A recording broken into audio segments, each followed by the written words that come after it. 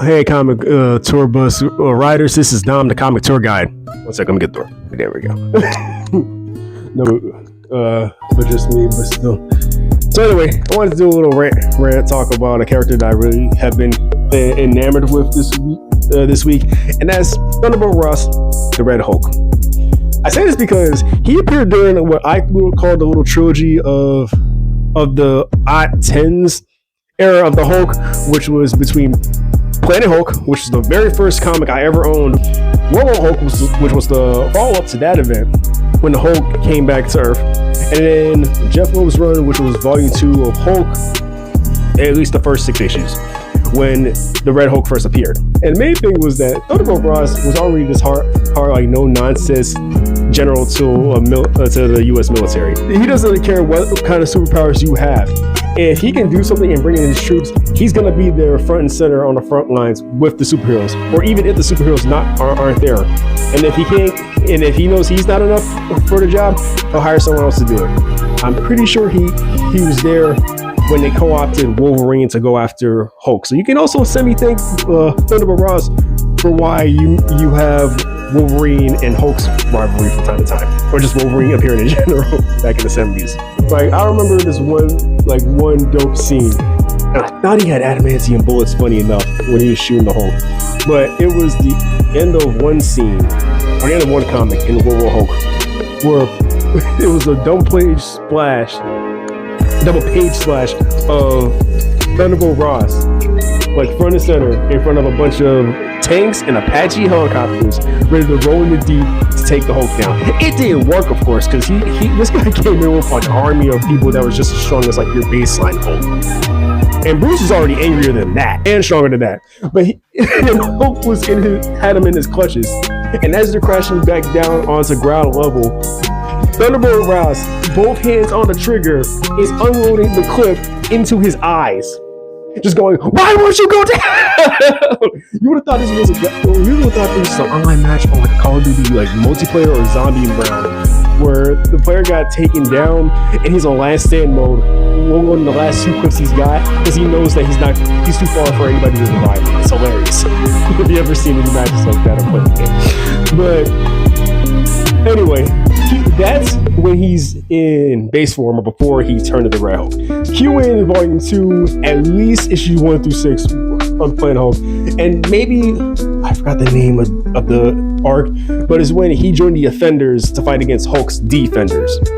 But anyway, first round, he killed the Abomination. This is justified, because at this point, the Betty Ross, his daughter, is dead because of Abomination.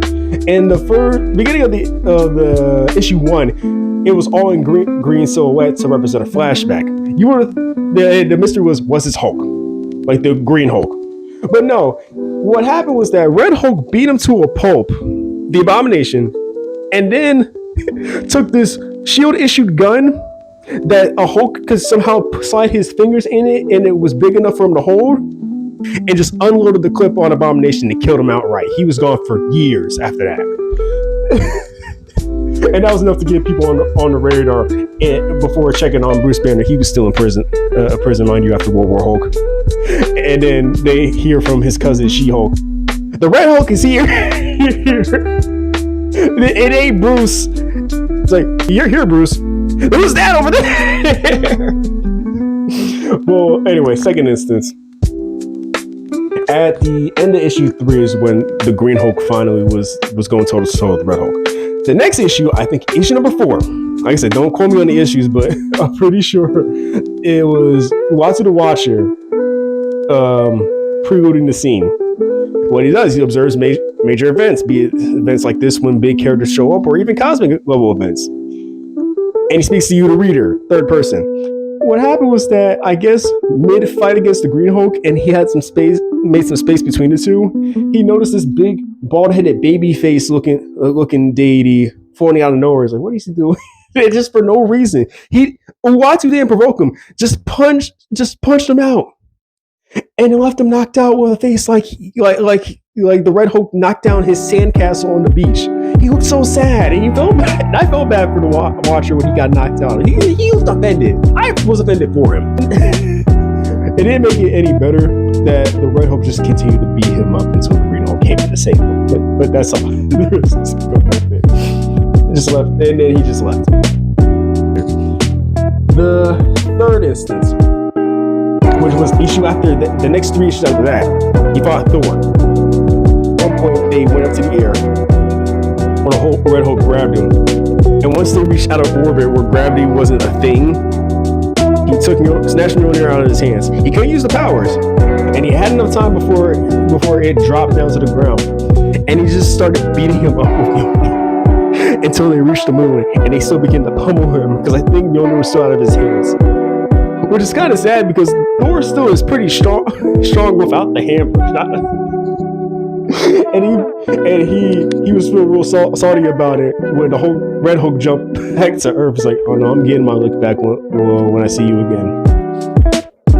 So that's number 3. Number 4 was the event that I told you about during the Defenders versus Offenders. The Defenders at the time were Hulk, Doctor Strange, Namor the Submariner, and Silver Surfer. Opposite side, the Offenders, the opposing team. Red Hulk, Baron Mordo, who was Doctor Strange's arch nemesis, Terrex's Hammer, which is another fellow Herald of Galactus, going against Silver Surfer, and then Tiger Shark. I do not know that much about Namor's villains, of course, just a notable villain of his. At some point, when the villains were winning against the Defenders, the Red Hulk, I keep mistaking this. You know what I mean? I keep mistaking it. Sliced off the head of Terrax the Tamer with his own axe. I caught the upper hand on him. And then, with the same powers, absorbed the Silver Surfer's powers. Because that's all Hulk's powers. They can absorb energy, but they mostly are keen on Gamma. Took his power, killed the Silver Surfer, took his board, and then went into space, ready to wreak mayhem. And I think his first target was to try and size up Galactus, which wasn't going to work because Galactus was the one who gives the Heralds their power. They answer to him. And he just takes the power, sends him back to Earth, gets knocked out, and then the game was reset between the two teams, and they were all brought back to life. Thanks for listening to one of my many rants. Expect more as I'm doing all this other explain stuff. But yeah. Like, comment, subscribe. Expect to see this whole video and some shorts broken down in the main channel and my tag on Instagram at the Comic Tour Guide. And I will be making a couple posts there before the week lets out. Be sure to like, comment, subscribe. Follow me on Instagram at the Comic Tour Guide. Thank you. Bye.